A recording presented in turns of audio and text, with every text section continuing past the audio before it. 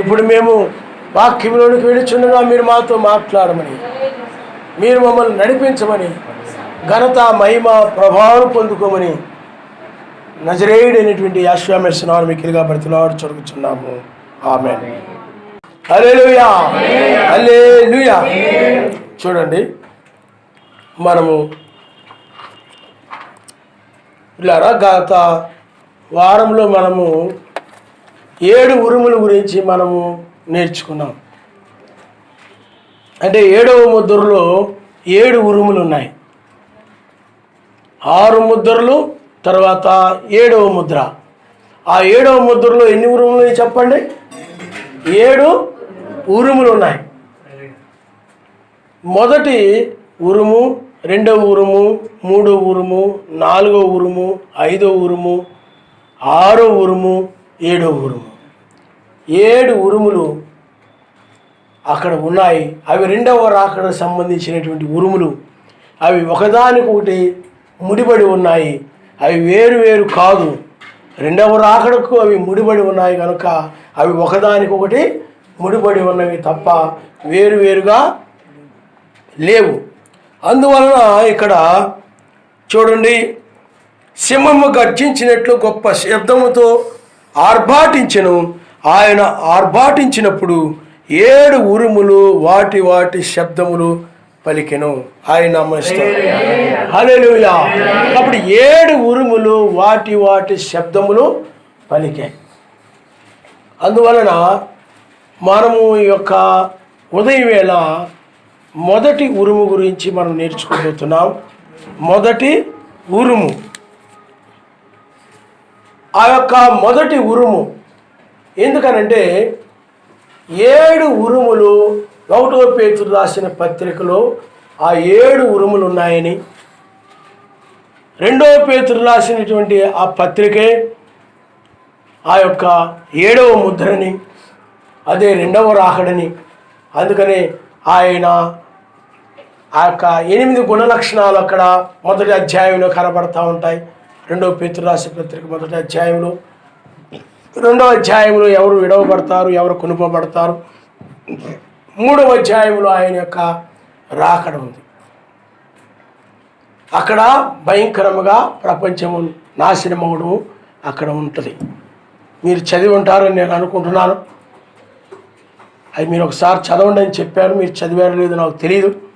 మీరు చదివి ఉంటారని నేను అనుకుంటున్నాను. కాబట్టి అక్కడ 3 అధ్యాయాల్లో ఆ విషయాలు ఉన్నాయి. మొదటి అధ్యాయము, 2వ అధ్యాయము, 3వ అధ్యాయము. అది పరిపూర్ణంగా 2వ రాకడ సంబంధించినటువంటి పత్రిక. ఆ 2వ రాకడలో ఆయన వచ్చినప్పుడు ఏమి చేస్తాడో మొదటి పత్రిక అనగా మొదటి పేతురు రాసిన పత్రిక అనగా పేతురు రాసిన మొదటి పత్రికలో ఆయన వచ్చినప్పుడు ఏమి చేస్తాడో ఆ పత్రికలో వ్రాయబడి ఉన్నాయి. ఆయన అందుకనే అక్కడ 7 విషయాలు ఉన్నాయి. 7 వర్తమానాల కింద ఉన్నాయి. 7 స్వరాలు. ఆ స్వరములు 7 స్వరములు కలిపి ఒక స్వరమే. 7 ఉరుములు కలిపి ఒక ఉరుమే. అందుకనే 1995లో ఆయన మేఘములో ఉరుముతూ క్రిందకు వచ్చాడు. ఆ ఉరుములో 7 స్వరాలు ఉన్నాయి. 7 ఉరుములు కలిపి ఆ యొక్క ఉరుమై ఉన్నది ఆయన ఆ యొక్క ఉరుము. అందుకని ఈ యొక్క 7 ఉరుములు వచ్చే సమయము, ఆ దినము, ఆ కాలము అది బ్రహ్మాన్ గారు తెలియదని చెప్పారు ఆయన. అది ఆ సమయంలోనే ఆ 7 ఉరుములు వాటి వాటి శబ్దములు పలుకుతాయని చెప్పాడు ఆయన. కాబట్టి ఇప్పుడు మనము ఈ యొక్క పేతురు రాసినటువంటి మొదటి పత్రికలో మనము మొదటి ఉరుము గురించి మనము ఈ యొక్క ఉదయవేళ మనము నేర్చుకోబోతున్నాం. చూడమ్మా, 1వ పేతురు రాసిన పత్రిక మొదటి అధ్యాయము 5వ వచనం నుండి మీరు ఒకసారి చదవండి. కడవరి కాలమందు బయలుపరచబడుటకు సిద్ధముగానున్న రక్షణ మీకు కలుగునట్లు విశ్వాసము ద్వారా సర్వశక్తిమంతుని శక్తి చేత కాపాడుబడు మీ కొరకు ఆ స్వాస్థ్యము పరలోకమందు భద్రపరచబడి ఉన్నది. ఇందువలన మీరు మిక్కిలి ఆనందిస్తున్నారు కానీ అవసరమును బట్టి నానా విధములైన శోధనల చేత ప్రస్తుతమున కొంచెము కాలము మీకు దుఃఖము కలుగుచున్నది. నశించిపోవు సువర్ణము అగ్ని పరీక్ష వలన శుద్ధపరచబడుచున్నది కదా, దానికంటే అమూల్యమైన మీ విశ్వాసము ఈ శోధనల చేత పరీక్షకు నిలిచినదై యాశ్వామెస్సయ ప్రత్యక్షమైనప్పుడు మీకు మెప్పును మహిమయు ఘనతయు కలుగుటకు కారణమగును. చాలా మనిస్తాం. హల్లెలూయా హల్లెలూయా. ఇక్కడ ఏం చెప్తూ ఉన్నాడంటే, కడవరి కాలమందు బయలుపరచబడు సిద్ధముగానున్న రక్షణ మీకు కలుగునట్లు విశ్వాసము ద్వారా సర్వశక్తిమంతుని శక్తి చేత కాపాడబడు మీ కొరకు ఆ స్వాస్థ్యము పరలోకమందు భద్రపరచబడి ఉన్నది. ఇందువల్ల మీరు మిక్కిలి ఆనందించుతున్నారు కానీ అవసరం బట్టి నానా విధమైన శోధనల చేత ప్రస్తుతము కొంచెం కాలము మీకు దుఃఖము కలుగుచున్నది. నశించిపోవు సువర్ణము అగ్ని పరీక్ష వల్ల శుద్ధపరచబడుచున్నది కదా, దానికంటే అమూల్యమైన విశ్వాసము ఈ శోధనల చేత పరీక్షకు నిలిచినదై యశ్వామెస్సయ ప్రత్యక్షమైనప్పుడు మీకు మెప్పును మహిమయు ఘనతయు కలుగుటకు కారణమగును. ఎందుకనంటే ఈ యొక్క లోకములో ఆయన్ని నమ్ముకునేటువంటి ఆయన వస్తాడు, ఆయన వచ్చి నన్ను తీసుకుని వెళతాడు అని ఆయన కొరకు కనిపెట్టుకొని ఉన్నటువంటి ఆయన యొక్క వధువు ఈ భూమి మీద ఆ శోధనలలో ఆయన కోసం నిలిచి ఉంది. ఆయన నామముస్తాను. హల్లెలూయా. అందుకని అమూల్యమైన మీ విశ్వాసము శోధనల్లో నిలిచినదై అంటున్నాడు ఆయన. ఎందుకనంటే ఆయన మరలా వస్తాడు, ఈ యొక్క రాబోయేటువంటి భయంకరమైన ఉగ్రత నుండి నన్ను ఆయన రక్షిస్తాడు, ఆయన మరలా వస్తాడు అని చెప్పి ఆమె ఆయన కొరకు కనిపెట్టుకునే ఉంది.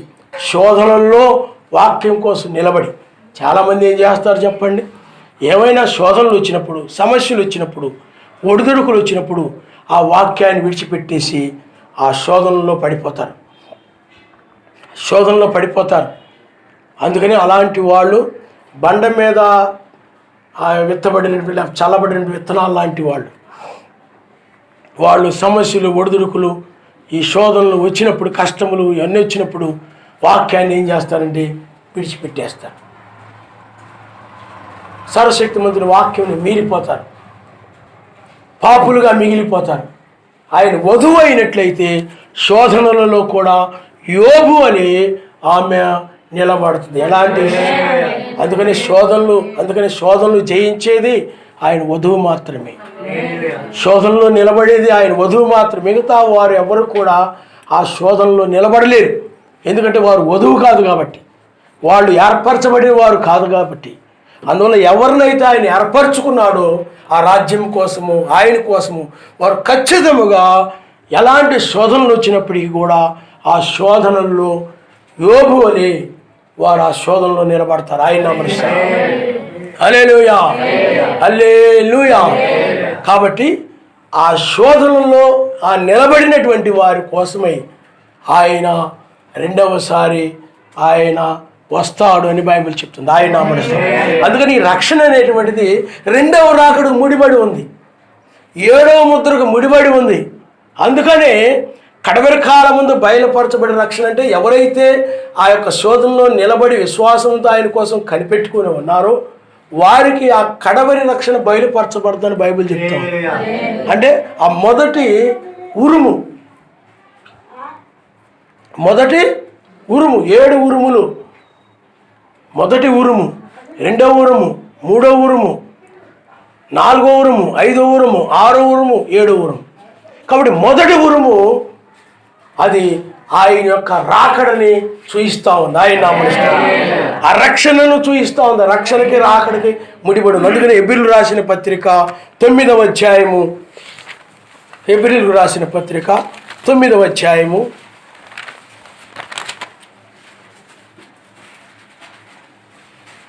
8 28వ వచనాన్ని 26వ వచనాన్ని మీరు ఒకసారి చదవండి అమ్మా. అట్లైన ఎడల జగత్తు పునాది వేయబడినది మొదలుకొని ఆయన అనేక పర్యాయములు శ్రమపడవలసి వచ్చును. అయితే ఆయన యుగముల సమాప్తి యందు తన్ను తానే బలిగా అర్పించుకొనుట వలన పాప నివారణ చేయుటకై ఒక్కసారి ప్రత్యక్షపరచబడిను. మనుషులు ఒక్కసారి మృతి పొందవలనని నియమింపబడిను. ఆ తరువాత తీర్పు జరుగును. అలాగుననే మెస్సయ్య కూడా అనేకుల పాపమును భరించుటకు ఒక్కసారి అర్పింపబడి తన కొరకు కనిపెట్టుకుని ఉండు వారి రక్షణ నిమిత్తమై పాపము లేకుండా రెండవసారి ఆయన ప్రత్యక్షమవుతాడు. ఆయన నామనుస్తాడు. హల్లెలూయా.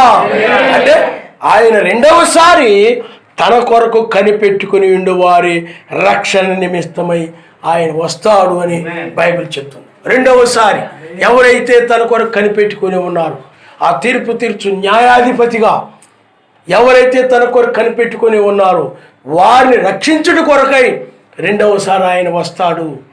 కాబట్టి అందుకని ఆ రెండవసారి ఆయన వధువుకి ఏమి తీసుకొస్తున్నాడు చెప్పండి? రక్షణ తీసుకొస్తున్నాడు. ఆ రక్షణే ఒక ఉరుము, మొదటి ఉరుము. అది ఆ మొదటి ఉరుము ఏమిటంటే ఆ రక్షణే వధువుకి. అది ఆ రక్షణ స్వరం. అది ఆ రక్షణను కూర్చున్నటువంటి వర్తమానం. అది ఆ రక్షణను కూర్చున్నటువంటి వాక్యం. అది కాబట్టి ఆయన యొక్క వధువు రక్షించబడుట కొరకై ఆయన రెండవసారి తన కొరకు కనిపెట్టుకున్న వధువుని ఆమెకు ఆ రక్షణని బయలుపరచుట కొరకై ఆయన వస్తున్నాడని బైబిల్ చెప్తుంది. ఆయన హల్లెలూయా. అయితే ఆ మొదటి ఉరుము ఎప్పుడు వినబడుతుంది అనేదిగా మనకు కావాలి. ఆ మొదటి ఉరుము ఎప్పుడు? ఆ రక్షణ యొక్క స్వరము, ఆ రెండవ రాకడ యొక్క రక్షణ స్వరం. ఎందుకనంటే మొదటి రాకడలో ఒక రక్షణ ఉంది.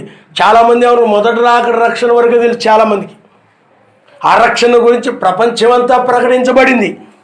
కానీ పేతురు గారు కూడా ఆ రక్షణ పొందాడు. నామములో బాప్తిజం పొంది పెంతెకొస్తు పండుగ దినాన ఆ నామములో బాప్తిజం పొంది తన పాపముల నుండి ఆయన రక్షించబడ్డాడు. ఆ రక్షించబడినటువంటి పేతురు గారే మరలా కడవరి కాలం ముందు రక్షణ బయలుపరచబడి చెప్తున్నాడు. ఆయన హల్లెలూయా. చాలా మంది ఏమంటారంటే ఎప్పుడూ నేను రక్షణ పొందేశాను కదా, నామములో బాప్తిజం పొందాను, పరిశుద్ధాత్మ గుర్తు కింద ఉన్నాను, నేను ఆ పరిశుద్ధాత్మను గుర్తుని నేను పొంది ఉన్నాను, కాబట్టి ఇంకొక రక్షణ ఏంటి? మొదట్లోనే నాకు అయిపోయింది కదా, ఇన్ని రక్షణలు ఉన్నాయి, ఎక్కడున్నాయి బైబిల్లో అని చాలామంది రకరకాలుగా మాట్లాడుతూ ఉంటారు. కానీ మొదటి రక్షణ గురించి ప్రకటించినటువంటి ఆ పేతురు గారే తన పత్రికలు మరలా కడవరి కాలం ముందు బయలుపరచబడు సిద్ధముగా ఉన్న రక్షణ మీకు కలుగునట్లు అంటాడు. ఆయన నామమున హల్లెలూయా, హల్లెలూయా. అంటే కడవరి కాలం ముందు బయలుపరచబడుటకు సిద్ధముగా ఉన్న రక్షణ మీకు కలుగునట్లు అంటున్నాడు. ఆ రక్షణ మీకు కలుగునట్లు అంటే పేతురు గారు ఇంకొక రక్షణ గురించి చెప్తూ ఉన్నారు. ఈ రక్షణ దేనికి సంబంధించిందంటే ఇందాక మనం ఎబిల్ రాసిన పత్రికలో చదివిన ప్రకారము రెండవ రాకడకు సంబంధించిన రక్షణ. మొదటి రాకడలో వచ్చి ఆయన రక్తము చిందించడం ద్వారా రక్షణ వచ్చింది. ఆ రక్షణ అనేక మంది పొందుకున్నారు. ప్రపంచమంతా రక్షణ గురించి ప్రకటించబడింది. కానీ ఈ రక్షణ మాత్రము ప్రపంచానికి సంబంధించింది కాదు. ఈ ఉరుము, ఈ స్వరము ప్రపంచానికి సంబంధించింది కాదు, వధువుకు మాత్రమే సంబంధించినటువంటి రక్షణ. హల్లెలూయా. అందువల్ల రెండవ రాకడలో ఆయన ఒక ఉరుమును, అంటే ఆయన గర్జించినప్పుడు, ఆ యూదా గోత్రము సింహము గర్జించినప్పుడు ఒక ఉరుము పలుకుతా ఉంది, లేకపోతే ఒక ఉరుము ఒక శబ్దాన్ని ఇస్తా ఉంది, శబ్దము పలికింది. కాబట్టి ఆ ఉరుము ఏమిటనంటే రక్షణకు సంబంధించినటువంటి ఉరుమైనది. ఆయన హల్లెలూయా. చాలా మంది ఉన్నారు, బ్రహ్మం గారి వర్తమానం సరిపోద్దు కదా, 7వ దూత వర్తమానం సరిపోద్దు కదా, ఆ వర్తమానం సరిపోద్దు కదా, ఈ వర్తమానం సరిపోద్దు కదా, బ్రహ్మం గారి పుస్తకాలను నువ్వు చదివేసావా, అవి చదివితే నీకు సరిపోద్ది కదా, బైబిల్ చదువుకుంటే నీకు సరిపోద్ది కదా, నువ్వు బైబిల్ చదువుకుని ఆయన నమ్ముకుంటే పరలోకం వెళ్ళిపోతావు కదా, ఇలాగ రకరకాలు చెప్పే ఉంటాడు చాలామంది పనికి మాట్లాడు. కానీ బైబిల్ ఇక్కడ ఏం చెప్తుందని చెప్పండి, రెండవ రాకడలో ఆయన రక్షణను బయలుపరుస్తాడను. మరి నువ్వు దాన్ని పొందుకోవాలా లేదా? నువ్వు ఆ రక్షణ పొందుకోవాలా లేదా? మరి ఆ రక్షణ పొందుకోవాలంటే అది బయలుపరచబడాలి. ఆయన నమ్మనిస్తాడు. హల్లెలూయా. ఎప్పుడు బయలుపరుస్తాడంటే అది రెండవసారి తన కొరకు కనిపెట్టుకుని వారికి దాన్ని బయలుపరుస్తాడు. వాళ్ళే బయలుపరుస్తాడంటే వాళ్ళే గ్రహించగలుగుతారు. మిగతా వాళ్ళందరూ కూడా ఈ రక్షణ గ్రహించరు, ఈ ఉరుమును పట్టించుకోరు. నేను అప్పుడే పొందేశాను, ఇప్పుడే పొందేశాను, బ్రహ్మం గారి వర్తమానంలో ఏముందో నాకు అంతా తెలుసు, నేను అన్నీ పొందేసుకున్నాను అని అనుకుంటారే తప్ప దీన్ని పొందుకోరు వాళ్ళు. కాబట్టి పిల్లారా, ఈ ఉరుము ఆ సింహము యొక్క ఆ గర్జనలో నుండి బయటకు వచ్చినటువంటి ఆ మొదటి ఉరుము అది వధువుని రక్షించు ఉరుము అయినది. ఆయన ఉగ్రత నుండి రక్షించేటువంటి ఉరుము. ఈ ఉరుము ఎప్పుడు వినబడుతుంది బైబిల్లో మనం చూద్దాం. ఆ రక్షణ గురించి, ఆ రక్షణ మనము రోమీలకు రాసిన పత్రిక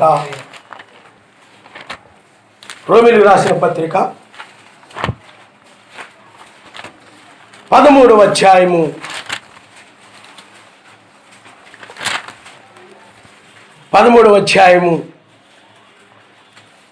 11 నుండి 13 వరకు మనం చదువుకుందాం.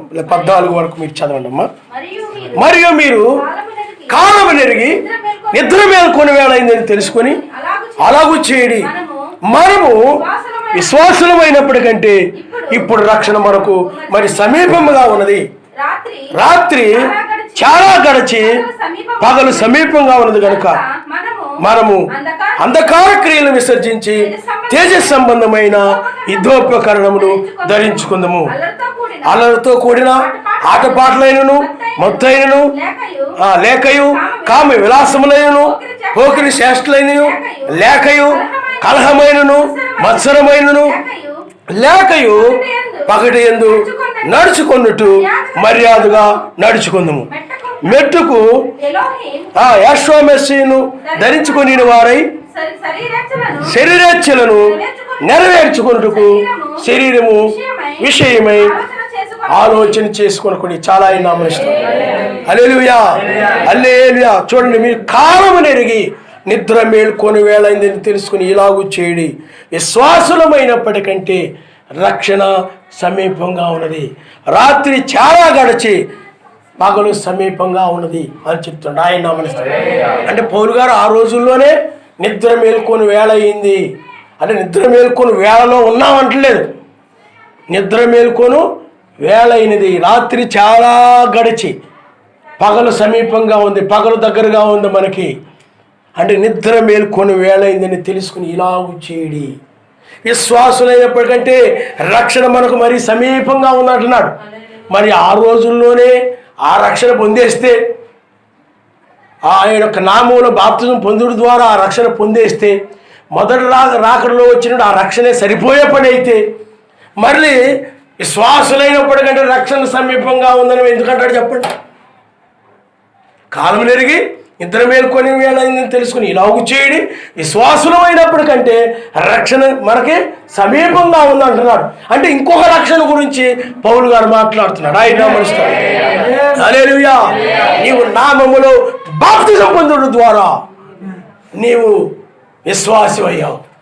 అవిశ్వాసంలో నుండి విశ్వాసంలోనికి నీవు వచ్చావు. ఆయన నామనిస్తాడు. నువ్వు నామములో బాప్తిజం పొంది నువ్వు రక్షించబడిన తర్వాత ఆయన లేఖనములను అనుసరిస్తున్న విశ్వాసముతో ఆయన మరలా వస్తాడు. ఆయన వచ్చినప్పుడు నేను కొనుకోబడాలి అని చెప్పి ఆ యొక్క విశ్వాసము రెండవ రాకడలో నిన్ను ఆయన వచ్చి తీసుకొని వెళ్ళులాగున ఆ యొక్క విశ్వాసము నీకు అనుగ్రహించబడింది. ఆయన నామముస్తాడు. హల్లెలూయా, హల్లెలూయా. కాబట్టి విశ్వాసులమైనప్పటికంటే రక్షణ సమీపంగా ఉంది. కాలం నెరిగి నిద్ర మేల్కొని వేళని తెలుసుకుని ఇలాగూ చేయడి అంటున్నాడు. కాబట్టి ఆయన రెండవసారి మరలా రక్షించుటకు ఆయన నిద్ర మేల్కొని వేళలో వస్తాడని మనము గ్రహించగలం. ఆయన హల్లెలూయా. కాబట్టి ఆ ఉరుము ఎప్పుడు వినపడుతుంది చెప్పండి? ఆ ఉరుము ఉదయం వేళ అనగా నిద్ర మేల్కొని వేళలు, ఆ నిద్ర మేల్కొని వేళలు ఆ యొక్క ఉరుము, మొదటి ఉరుము, ఆ రక్షణ కూర్చుంటూ ఉరుము వినబడుతుంది. ఆయన హల్లెలూయా. కాబట్టి పిల్లారా, అందుకని దీని చక్కని ఛాయ ఏంటంటే బైబిల్లో మీరు చూసినట్లయితే బైబిల్లో తెల్లవారుజామునే రక్షించబడ్డారు. లోతు చూడండి, సొదొమ గొమొర్రాలో ఉన్నంత వరకు విశ్వాసి. తెల్లవారుజామున ఆ దూతలు వచ్చి లోతుని ఆ సొదొమ గొమొర్రా నుండి వెలుపలికి తీసుకుని వెళ్ళిపోయారు. అప్పుడు ఉగ్రత వచ్చింది, సొదొమ గొమొర్రా పట్టణాలు నశించాయి. అప్పుడు లోతు రక్షించబడిన వాడుగా ఉన్నాడు. విశ్వాసులమైనప్పటికంటే రక్షణ సమీపంగా ఉంది. అప్పటి వరకు విశ్వాసి, కానీ అతడు రక్షించబడిన వాడుగా ఉన్నాడు. ఆయన దానియేలు, అక్కడ దానియేలు సాయంకాలంలో ఆ యొక్క సింహాల గుహలో పడద్రోయబడ్డాడు. అతడు విశ్వాసంతో ఎదురు చూస్తున్నాడు. అతడు విశ్వాసంతో ఉన్నాడు. రక్షణ కొరకు, విమోచన కొరకు కనిపెట్టుకొని ఉన్నాడు. ఆయన వస్తాడు, రక్షిస్తాడు, సర్వశక్తిమంతుడిని రక్షిస్తాడు అన్న విశ్వాసముతో కనిపెట్టుకొని ఉన్నాడు. ఎవరు? దానియేలు. ఆ సింహాల యొక్క గుహలో తెల్లవారుజాము వచ్చినప్పుడు విశ్వాసముతో నుండి దానియేలు విశ్వాసములో నుండి ఆ యొక్క ఎక్కిరమ్ము లేకపోతే దానియేలు పైకి తీయండి అనే స్వరము ద్వారా దానియేలు విశ్వాసములో నుండి రక్షణలోనికి వెళ్ళిపోయాడు. ఆయన అతడు విశ్వాసి కాదు, కానీ ఆ యొక్క పాపులతో పాటు సింహాలకు ఆహారం అయిపోకుండా, నశించిపోకుండా, కొండెములు చెప్పిన వారితో పాటు నశించిపోకుండా దాని నుండి తప్పించుకునేటువంటి, రక్షించబడినటువంటి దానియేలుగా ఆయన ఉన్నాడు. ఆయన హల్లెలూయా. అదే విధంగా రెండవ రాకడలో జరుగుతుందని మెసేజ్ చెప్పాడు. తన కొరకు కనిపెట్టుకుని వారు దానియేలు వలె ఆయన కోసం కనిపెట్టుకుని వారు. అందుకని ఇశ్రాయేలు కూడా ఐగుప్తు నుండి బయటకు వస్తూ ఉన్నప్పుడు విశ్వాసంతో వస్తున్నారు. వాళ్ళు విశ్వాసులుగా ఉన్నారు. ఒక సమయంలో ఐగుప్తు సైన్యాన్ని చూసి అవిశ్వాసంలో పడిపోయారు. ఐగుప్తుని మనం అనవసరం వచ్చేసాం. ఎందుకు వచ్చేసాం? మనము ఈ యొక్క ఐగుప్తులో సమాధులు లేవనా? ఇప్పుడు వాళ్ళు వచ్చి మనల్ని ఇక్కడ చంపేస్తారు, ఇక్కడ సమాధులు అయిపోవడం ఏంటి? మన ఐగుప్తులోనే చచ్చిపోతే అక్కడే సమాధులు. ఆ విధంగా వాళ్ళు ఏమి జరగకముందే, ఏమీ కాకుండా అలా ఊహించేసుకున్నారు. వాళ్ళు వచ్చి చంపింది లేదు, నేను సమాధులు చేసింది ఏమీ లేదు అంటే ముందుగానే చాలామంది ఆ విధంగా ఊహించేసుకుంటారు.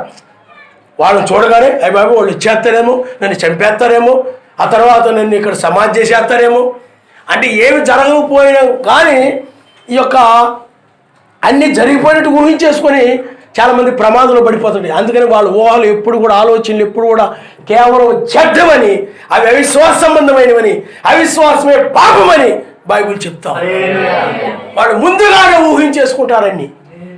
వీళ్ళు కూడా అలాగే ఊహించుకున్నప్పుడు అప్పుడు మోషే చెప్తున్నాడు, మీరు భయపడకండి, ఎప్పుడు చూస్తున్న ఐగుప్తుల్ని మీరు ఎన్నడూ చూడరు.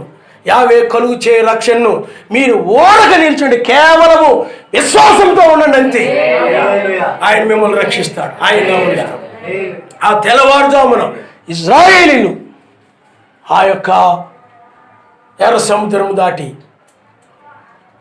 అవతల ఒడ్డుకు వెళ్ళిపోయారు. అంటే విశ్వాసులుగా ఉన్నటువంటి వారు ఆ ఎర్ర సముద్రములు ఐగుప్తులు చనిపోయినట్లుగా చనిపోకుండా వారు రక్షించబడ్డారు. విశ్వాసులైనటువంటి వారు రక్షణను వాళ్ళు చూశారు, రక్షించబడ్డారు వాళ్ళు.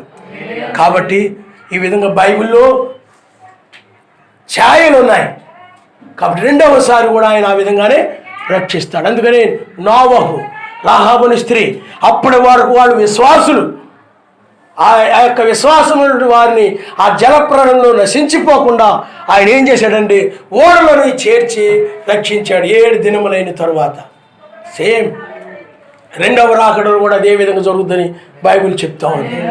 కాబట్టి పిల్లారా, అక్కడ అప్పటి వరకు విశ్వాసంతో ఉన్నటువంటి వారు ఓడలోనే ప్రవేశించిన తర్వాత, ఎరుకో నుండి బయటకు వెళ్ళిన తర్వాత వారు రక్షించబడిన వారుగా ఉన్నారు.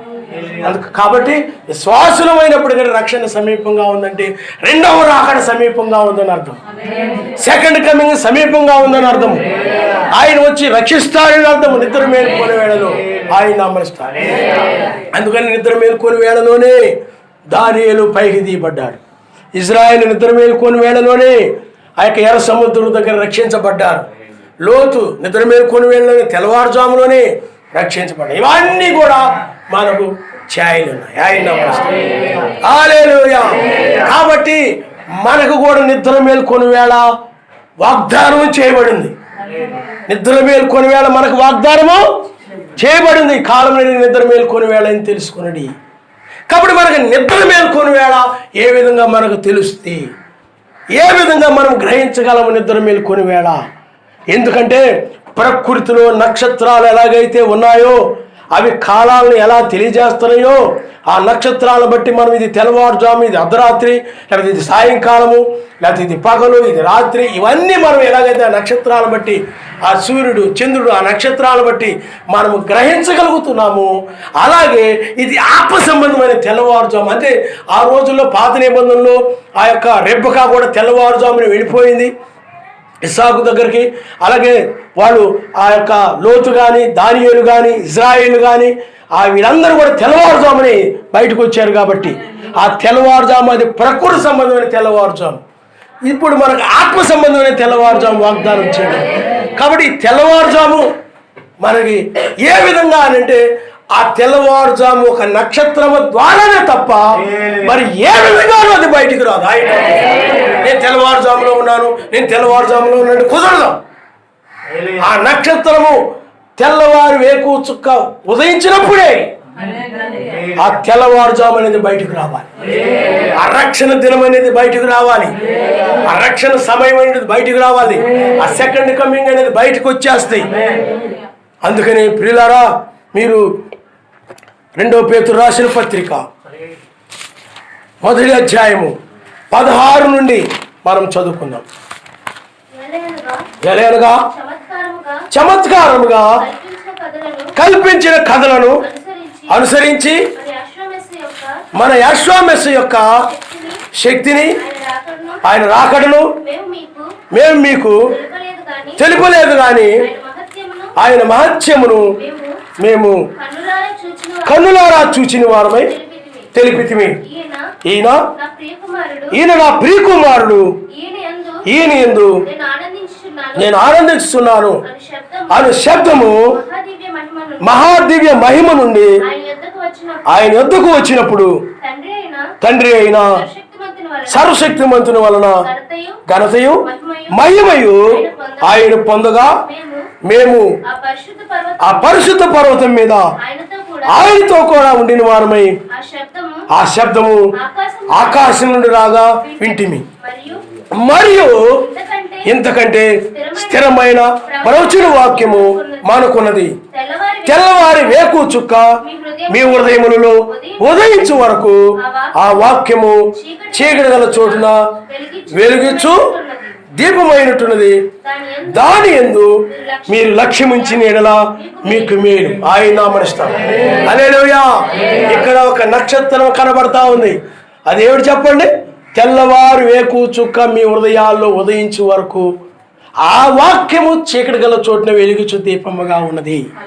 కాబట్టి 7 సంఘకాలాలు తర్వాత వేకు చుక్క వాగ్దానం చేయబడింది.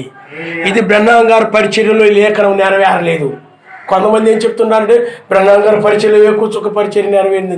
బ్రహ్నాం గారు ఎక్కడ కూడా చెప్పలేదు. బ్రహ్నాం గారు ఏం చెప్పారు చెప్పండి? తుయితేర సంఘ కాలంలో చివరిలో వేకు నక్షత్రము వచ్చినప్పుడు ఇక వర్తమానికుల అవసరత ఉండదు. లోకములో సువార్త ద్వారాలు మూయబడతాయి. వర్తమానికుల అవసరత ఉండదు. వేకు నక్షత్రము తన రాజ్యం యొక్క సంగతుల్ని ముఖాముఖిగా పంచుకొని నేను చెప్పాను. ఆయన నామముస్తాను. ఇది బ్రహ్నాం గారి పరిచర్యలో నెరవేర. కాబట్టి 7 సంఘకాలాల తర్వాత వేకు నక్షత్రము అది 8వ నక్షత్రం. ఆయన నామముస్తాను. ఇది రహస్యంగా ఉంచబడింది. 7వ ముద్రే ఆయన రాకడ. కాబట్టి ఈ వేకు నక్షత్రము ఈ తెల్లవారుజామున ఆయన యొక్క వధువుని రక్షించు నక్షత్రముగా ఉన్నది కనుక ఇది రహస్యంగా ఉంచబడింది. అందుకని బైబిల్లో ఎక్కడ కూడా 8 అని 8వ దూతని కనబడదు మీకు. వేకు నక్షత్రము ఎందుకు వేకు నక్షత్రం అంటే బలిష్ఠకు దూత అంటే మీకు బాగా అర్థమయ్యేది చెప్పాలంటే ఆ పరిశుద్ధ పర్వతం మీద పేతురుని, యోహాన్ని, యాకోబుని తీసుకుని వెళ్ళి ఆయన ఆ యొక్క ముగ్గురు ఎదుట ఆ పరిశుద్ధ పర్వతం మీద రూపాంతరం చెందాడు. ఆయన రాజ్యాన్ని ప్రదర్శించాడు. ఆయన మహాత్మ్యం మేము కన్నులారా చూసామన్నాడు. ఎవరు? పేతురు. ఆయన నామనిస్తాం. ఆయన మహాత్మ్యం మేము కన్నులారా చూచిన వారమై మీకు తెలిపితిమి. ఇంతకంటే స్థిరమైన ప్రవచన వాక్యం మీకు ఉన్నది. ఆయన అంటే ఆ పరిశుద్ధ పర్వతం మీద ఎవరైతే తన రాజ్యమును ప్రదర్శించారో ఆయనే తన వధువుని రక్షించడం కొరకై, తన కొరకు కనిపెట్టుకున్న వధువుని రక్షించడం కొరకై తెల్లవారుజాము లేకపోతే నిద్ర మేల్కొల్పుడు కొరకై తెల్లవారుజామున ఆయన ప్రత్యక్షమగునని మనం గ్రహించగలుగుతున్నాం. హల్లెలూయా. అందుకని ఆ తెల్లవారుజామున బయలుపరచడం కొరకే ఆ యొక్క మనిషి కుమారుడైన ఆయన వేకుచుక్కగా బయలుపరుచుకున్నాడు. వేకుచుక్కగా బయలుపరుచుకోకపోతే ఆయన తెల్లవారుజాము అనేది రాదు. తెల్లవారుజాము కోసమే ఈ సమయాన్ని, ఈ నిద్ర మేల్కొని వేళని బయలుపరచడం కోసమే ఆయన ఆ యొక్క వేకు నక్షత్రంగా మారాడు. అందుకని 1993లో, అందుకే మీరు చూడండి 1963లో ఆ పరిశుద్ధ పర్వతం మీద ఎవరైతే ఆ యొక్క మేఘములో దర్శనమిచ్చాడో ఆ మనిషి కుమారుడి 1963లో పిల్లరా 1963లో అలాగే ఆ పరిశుద్ధ పర్వతం మీద అలాంటిదే అని బ్రహ్మంగా చెప్పారు. పరిశుద్ధ పర్వతం మీద ఏం చేశాడు చెప్పండి? రూపాంతరం చెందాడు ఆయన. ఆయనే 1963లో అతీతమైన మేఘంలో ప్రత్యక్షమయ్యాడు. అది ఇది ఒకటే నేను చెప్పాడు. ఆయన దర్శనం అని చెప్పాడు. అది 7వ ముద్ర అని చెప్పాడు ఆయనే. అందుకనే ఇంతకంటే అంటే ఆ పరిశుద్ధ పర్వతం మీద దర్శనం కంటే ఆ సన్సెట్ పర్వతం మీద 1963లో ఏర్పడినటువంటి ఆ మహత్యము కంటే కూడా స్థిరమైన ప్రవచన వాక్యం ఒకటి తెల్లవారు వేకుచుక్క మీ హృదయాల్లో ఉదయించి ఆయన నామనిస్తాం. హల్లెలూయా. అంటే దానికంటే కూడా అది మహత్యము, అదొక అద్భుతము, అదొక దర్శనము. ముద్రలు బయలుపరచడానికి వచ్చాడు ఆయన. ఆ యొక్క దర్శనాన్ని అక్కడ ప్రదర్శించాడు ఆయన. అది 7వ ముద్రని బ్రహ్మం గారికి బయలుపరచబడింది. అది 7వ ముద్ర అని బ్రహ్మం గారికి బయలుపరచబడింది తప్ప ఆ ముద్ర ఏమైనదో బయలుపరచబడింది. కాబట్టి 2వ రాకడే 7వ ముద్ర అయినది. కాబట్టి ఇప్పుడు 2వసారి తన వధువును రక్షించడం కొరకై ఆయన తెల్లవారుజామున వేకుచుక్కగా ఆయన ప్రత్యక్షపరుచుకున్నాడు. ఆయన నామనిస్తాడు. అందుకని 1993లో చూడండి ఆ పరిశుద్ధ పర్వతం మీద దర్శనమిచ్చినటువంటి ఆయనే ఆ తర్వాత 1963లో మేఘములో దర్శనమిచ్చాడు. ఆయనే మరలా 1993లో తూర్పున కనబడి నక్షత్రంగా కనబడి ఇదిగో త్వరగా వస్తున్నానని ఆయన తెలియజేశాడు. ఆయన నామనిస్తాడు. అంటే తూర్పు నుండి పడమరుగా ఆ నక్షత్రం వెళుతూ ఉన్నది. ఆ నక్షత్రం ఇదిగో నేను త్వరగా వచ్చున్నాను ఒక స్వరం వచ్చింది. అప్పుడు ప్రపంచం దురాత్మ విడిచిపెట్టడం జరిగింది. కాబట్టి పిల్లారా ఇప్పుడు ఆయనే వేకు నక్షత్రముగా తన వధువును రక్షించడం కొరకై ఆయన భూమి మీదకి వచ్చాడు, రంగం మీదకి వచ్చాడు. ఇప్పుడు లోకానికి ఆయన సువార్త ద్వారములు మూసివేశాడు. ఎందుకంటే ఇది విశ్వాసి రక్షించబడే సమయమే తప్ప అవిశ్వాసికి సువార్త ప్రకటించే కాలం ఇది కాదు. అందుకనే ప్రకటన గ్రంథం 22వ అధ్యాయంలో ఇదిగో నేను త్వరగా వస్తున్నాను, వాని వాని క్రియలు చొప్పున ప్రతి వానికి జీతం ఇచ్చుటకు ఆ జీతము నా యొద్ద ఉన్నది. అన్యాయం చేయవాడిని అన్యాయం చేయనిము, అపవిత్రునికి అపవిత్రుడుగా ఉండనిము, నీతిమంతుడు నీతిమంతుడుగా ఉండనిము, దుర్నీతిపరుడు దుర్నీతిపరుడుగా ఉండనిము. ఇప్పుడు వాని వాని క్రియలు చొప్పున ప్రతి వానికి ఇది జీతం ఇచ్చే సమయం. ఆయన నామనిస్తాడు. హల్లెలూయా. జీతం ఇచ్చే సమయంలో ఆయన పనిలోకి పిలవడు, సువార్తకు పిలవడు. చాలామంది ఇప్పుడు నన్ను సువార్తకు పిలిచాడని చెప్తుంటారు. లోకంలో సువార్త ప్రకటించడానికి నన్ను పిలిచాడని చెప్తూ ఉంటారు. సాయంత్రం వేళ ఇంటికి వెళ్ళేటప్పుడు జీతం ఇస్తారు పని అయిపోయిన తర్వాత. అప్పుడు జీతం ఇచ్చే సమయంలో నిన్ను ఎవరు ఇక్కడ భూమి మీద రాత్రి వస్తూ ఉంది కాబట్టి అంటే పోపు రాజ్యము, పోపు 3.5 సంవత్సరము ఆ యొక్క ప్రపంచ ప్రభుత్వం రాబోతూ ఉన్నది కాబట్టి ఇంకా లోకంలో పనిచేయడం ఉండదు ఇంకా.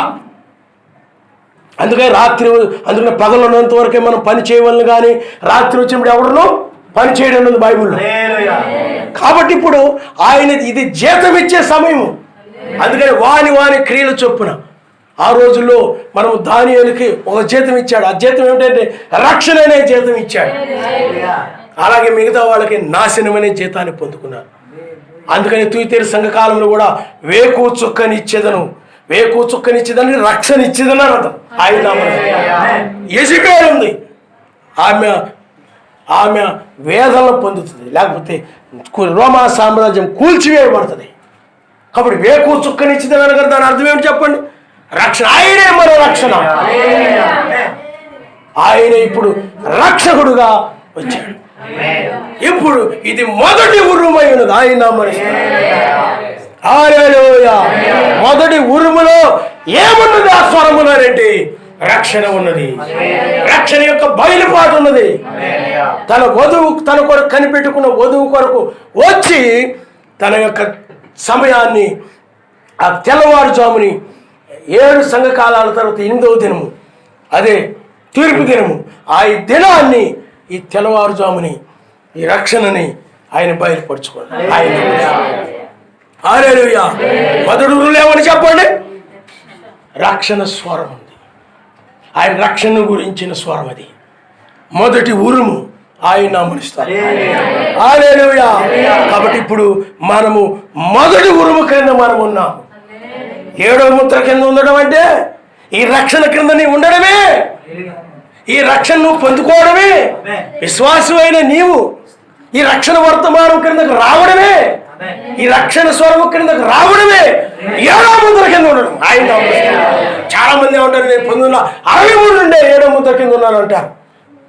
1963 నుండే 7వ ముద్ర కింద ఉంటే మరి 1963లోనే ఈ రక్షణ గురించి బయలుపరచబడాలి. ఎందుకు బయలుపరచబడాలి? ఆయన హల్లెలూయా. హల్లెలూయా. ఎందుకంటే అది ఆ కాలం కాదు. ఆయన ఇంకప్పుడు కృపా సింహాసనం మీదే ఉన్నాడు. ఆయన 1963 ఆయన కృపా సింహాసనం మీద ఆయన ఉన్నాడు. ఈ రక్షణ ఎప్పుడు కలుగుతుందనంటే, ఈ రక్షణ ఎప్పుడు బయలుపరచబడుతుందంటే ఆయన కృపా సింహాసనం మీద ఉండి తీర్పు సింహాసనం మీదకు మారినప్పుడు ఈ రక్షణ బయలుపరచబడింది.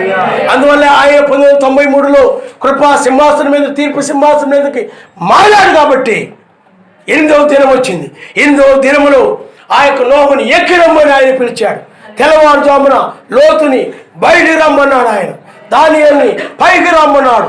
అందుకనే ఇప్పుడు మనం రక్షించబడుట కొరకై మనకి ఎక్కి రమ్మనేటువంటి బోరధ్వని ఇప్పుడు ఉన్నది. ఆయన హల్లెలూయా.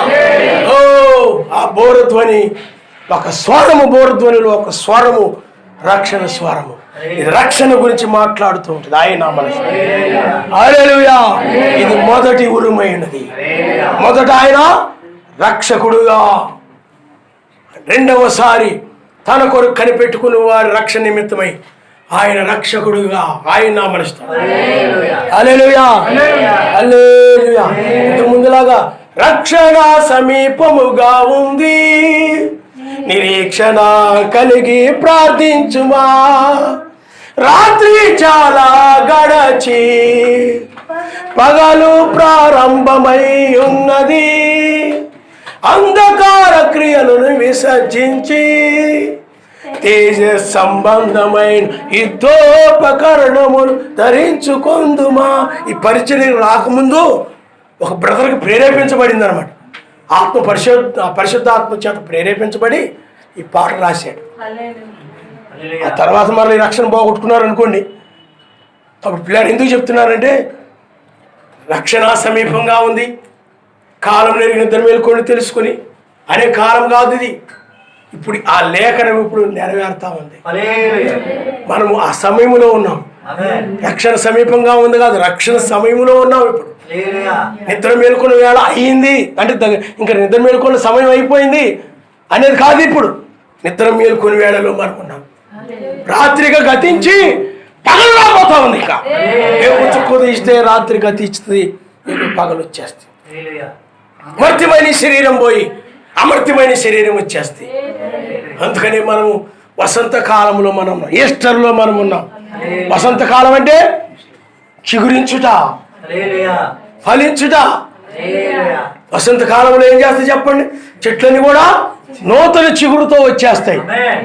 అందుకనే ఆయన ఇదిగో ఇజ్రాయేల్ చిగురించినప్పుడు, ఇజ్రాయేల్ అక్కడ చిగురించినప్పుడు, ఆ దేశంలోని వాళ్ళందరూ కూర్చబడినప్పుడు మనము కూడా ఇక్కడ వసంతకాలంలో మనము చిగురిస్తున్నాం. అంటే నూతన శరీరము, నూతన రాజ్యానికి ఆశ అనగా రాబోయే 1000 ఏళ్ల పాలనకు సంబంధించినటువంటి ఆ రాజ్యం యొక్క సంగతులు, ఆ యొక్క విషయాలు అవన్నీ కూడా మనలో నూతనమైనటువంటి చిగురుగా వచ్చేస్తాయి. హల్లెలూయా, హల్లెలూయా. కాబట్టి ఇప్పుడు మనం ఎక్కడున్నాం చెప్పండి? మొదటి ఉరుము. ఆ ఉరుములో ఏముంది చెప్పండి? ఆ స్వరములో రక్షణ ఉంది. అది ఏ రక్షణ చెప్పండి? మొదటి రాకడకు సంబంధించిన రక్షణ కాదు, అది రెండవ రాకడకు సంబంధించిన రక్షణ. ఈ లేఖనములు బ్రహ్మాం గారి పరిచయంలో నెరవేరలేదు. మరి ఎప్పుడు నెరవేరుతాయి వాళ్ళని అడగండి. కానీ ఇప్పుడు నెరవేరుతా ఉన్నాయి. మరి బైబిల్లో ఈ యొక్క వేకు చుక్కు ఉందని కానీ, వేకు నక్షత్రం ఉందని కానీ, ఒక నిద్ర మేల్కొని వేళ ఉందని కానీ ఇవేం మనకు తెలియదు. ఇవి తెలియకముందే 1993లో ఆయన కళల్లో చూయించాడు. ఆ కళలో చూయించినవి బైబిల్లో ఉన్నాయి. ఆయన అందుకని బైబిల్ చదివేసి, నీ సూర్యుని గురించి బైబిల్లో చదివేసి, వేకు చుక్కుని గురించి బైబిల్లో చదివేసి, ప్రభు స్తోత్రం స్తోత్రం స్తోత్రం అని దాని గురించి బాగా ఆలోచించేసి, ఆ తర్వాత కళ వచ్చేసిందంటే ఊహల ద్వారా ఆలోచన ద్వారా వస్తాయి కళలు. అవి కాదు, ఈ ప్రపంచానికి బయటికి వెళ్ళాలి. రోజు 17-18 గంటల ప్రార్థనలు. అప్పుడు ఎలా ప్రార్థించేవాడంటే పూర్ణ మనసుతో, పూర్ణ హృదయంతో, ఆ మనసు ఆయన మీద తప్ప ఇంక వేరే దాని మీద వెళ్లకుండా ఆ విధంగా ప్రార్థిస్తున్నట్టు ప్రపంచం నుండి బయటికి వెళ్ళినట్టుండి ఇంకా ఆయన నేను ఏకమైనట్టుగా ఉండేదన్నమాట. ఆ సమయంలో అవి వచ్చాయి. అవి బైబిల్లో ఉన్నాయి. ఆ విధంగా బయలుపరచబడింది ఆయన నా మనసుతో. కాబట్టి అందుకని ప్రతి 2000 సంవత్సరాలకు ఒక రక్షణ వచ్చింది. ఆదాము దగ్గర నుండి నోహు కాలానికి ఒక రక్షణ, నోహు దగ్గర నుండి మెస్సయ్య వరకు ఒక రక్షణ రక్తము ద్వారా వచ్చింది. ఇప్పుడు మెస్సయ్య దగ్గర నుండి ఇప్పుడు ఖచ్చితంగా ఈ కాలమును బట్టి ఈ 2000 సంవత్సరం యొక్క ముగింపులో ఖచ్చితంగా రక్షణ బయలుపరచబడాల్సింది. ఆయన రాకడ జరగాల్సి ఉన్నది కనుక అందుకే భూమి ఆకాశంలో గతించవచ్చునేమో కానీ ఆయన యొక్క లేఖనంలో ఏది కూడా గతించదు. అందుకని ఆ లేఖనం ఏది తప్పిపోలేదు. 2000 సంవత్సరాలు కాగానే ఇప్పుడు లేఖనం నెరవేరడం ఆరంభించింది. ఆయన హల్లెలూయా. మనం చెప్పక్కర్లేదు, ఆయన లేఖనాన్ని ఆయనే నెరవేర్చుకుంటాడు. ఆయన యొక్క లేఖనానికి సంబంధించిన వర్తమానమును ఆయనే ప్రకటించుకుంటాడు. ఆ రక్షణ గురించి ఆయనే బయలుపరుచుకుంటాడు. అందుకని ఆ రక్షణ గురించి ఆయనే మాట్లాడతాడు. ఆయన అందువల్లనే ఆ గర్జించు సింహం అనగా ఆయన యొక్క రాకడైనది కనుక ఇప్పుడు ఆ రాకడలో మనము ఈ యొక్క రక్షణ స్వరాన్ని మనం మొదటి ఉరుమును మనము వింటున్నాము. ఓ ఈ మొదటి ఉరుము 7వ ముద్రలో మొదటి ఉరుము యూదా గోత్ర సింహం యొక్క మొదటి ఉరుము, ఆ గర్జనలో మొదటి ఉరుము అది రక్షణ మీద రక్షణ స్వరం అయినదని మనం చూడగలుగుతున్నాం. హల్లెలూయా. కాబట్టి మనం కూడా ఆ రోజుల్లో లోతు, అలాగే నోహు, లేకపోతే ఆ యొక్క రాహాబుని స్త్రీ వాళ్ళందరూ కూడా ఏ విధంగా అయితే ఆ యొక్క నశించబోయే ఆ పట్టణాల నుండి, ఆ ప్రపంచాన్ని నుండి వాళ్ళు రక్షించబడాలని వాళ్ళు ఏ విధంగా అయితే ఆ రక్షణ గురించి వాళ్ళు తెలుసుకున్నారు, ఈనాడు కూడా మనం అదే విధంగా మనం తెలుసుకుంటున్నాం. హల్లెలూయా. మొదటి రక్షణ గురించి నోవహు 120 సంవత్సరాలు ప్రకటించాడు.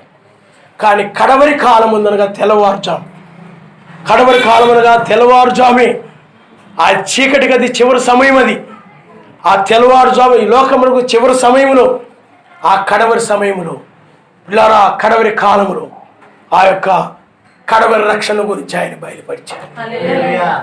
కనిపెట్టుకుని ఉన్న వారికే బయలుపరిచాడు ఆయన.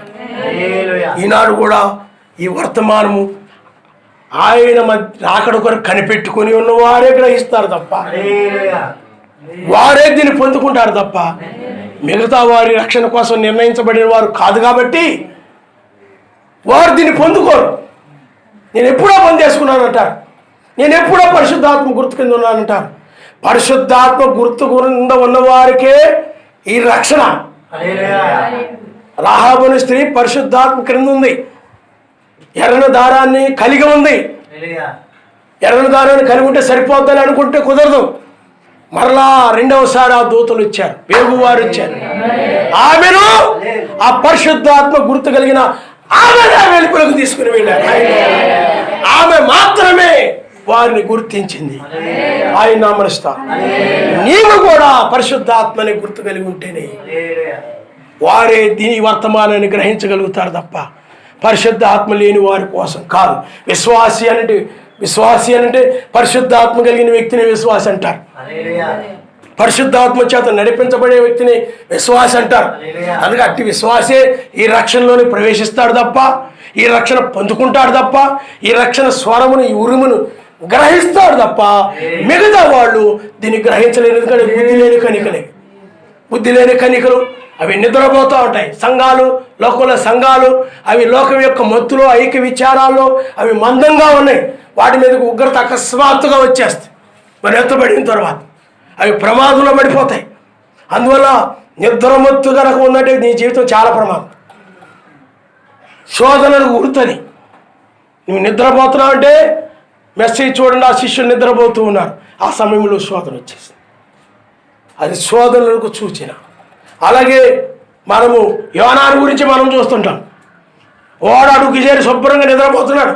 ఎవరు ఎలా పోతే నాకెందుకని, ఏదేమైపోతే జరుగుతుందని చక్కగా నిద్రపోతున్నాడు. వాడు అడుగుకి వెళ్ళిపోయి, ఓయ్ నిద్రపోతా, ఎందాక నువ్వు నిద్రపోతావు? శోధన అక్కడ ఓడ మొత్తం ఊగిపోయి గాలికి అలకలోలం అయిపోతా ఉంది. అందువల్ల ఇది నీవు నిద్రపోయే సమయం కాదు. ఆత్మీయంగాను కానీ శారీరకంగా కానీ నీవు మెలకువగలిగి ఎల్లప్పుడూ ప్రార్థించే వ్యక్తిగా నీవు ఉండాలి. అలాగని విశ్రాంతి తీసుకోకూడదని కదా నా భావం. అంతగా ఈ రక్షణ పొందుకోవడం కోసము, రాబోయే ఉగ్రతను తప్పించుకోవడం కోసము నీవు ఈ చివరి కాలంలో ఈ రక్షణ నీవు పొందుకోవాలి. ఆయన నామస్తాను. హల్లెలూయా. అందుకని వారు ఆ రక్షణ పొందడం కోసమే సొదము నుండి వాళ్ళు వెలుపులకు వచ్చారు. నీవు కూడా రక్షణ పొందాలంటే ఈ లోకం నుండి నువ్వు వెలుపులకు రావాలి. ఈ లోకాశలు నువ్వు వెలుపులకు రావాలి. ధనాపేక్షలు నువ్వు వెలుపులకు రావాలి. ఐక్య విచారాలు నువ్వు వెలుపులకు రావాలి. అవన్నీ విడిచిపెట్టేసేయాలి. నీ మనసు వాటి మీద పెట్టుకోకుండా నీవు పైన వాటి మీద పెట్టుకోవాలి. కాబట్టి ఎప్పుడైతే నీవు ఈ వాక్యము, ఈ వర్తమానాన్ని బట్టి చూడండి, వారు మీరు వెనక తట్టు చూడకుండా మీరు వెళ్ళండి అన్నప్పుడు నాగడ మీద చేయబట్టి వెనక తట్టు చూసి ఏ ఒక్కడు నా రాజ్యానికి వారసుడు కాదని చెప్పాడు. కాబట్టి నీవు లోకము తట్టు చూడకుండా, లోకమును ప్రేమించకుండా నువ్వు ఈ యొక్క వాక్యంలో నువ్వు వచ్చినప్పుడు ఆ రక్షణని నీవు చూడగలుగుతావు. నీ శరీరం రూపాంతరించింది, పైకి వెళ్ళిపోతావు. అప్పుడు ఉగ్రత నుండి రక్షించబడిన వ్యక్తిగా ఉంటావు. అందుకని 1000 పాలనలో విశ్వాసంలో నుండి రక్షించబడిన వారు ఆ యొక్క 1000 పాలనలో ఉంటారు. ఆయన అందువల్ల మొదటి విశ్వాసం వలన, మొదటి రక్షణ వలన నీవు అవిశ్వాసం అనే పాపము నుండి విశ్వాసంలోనికి వచ్చావు. నువ్వు ఇప్పుడైనట్లయితే విశ్వాసమైన నీవు మర్త్యమైన శరీరం నుంచి అమర్చితను ధరించుకొని ఉగ్రత నుండి రక్షించబడిన వ్యక్తిగా మధ్యాకాశంలో చేర్చబడతాడు. కాబట్టి పిల్లారా, అందుకని ఇప్పుడు తీర్పు తీర్చు న్యాయాధిపతిగా ఆయన ఉన్నాడు. అందుకని మనం ఈ కాలాన్ని మనం ఎరుగుదాం. బైబిల్లో చూడండి ఒకసారి, 1వ దశలో రాసిన పత్రిక 5వ అధ్యాయము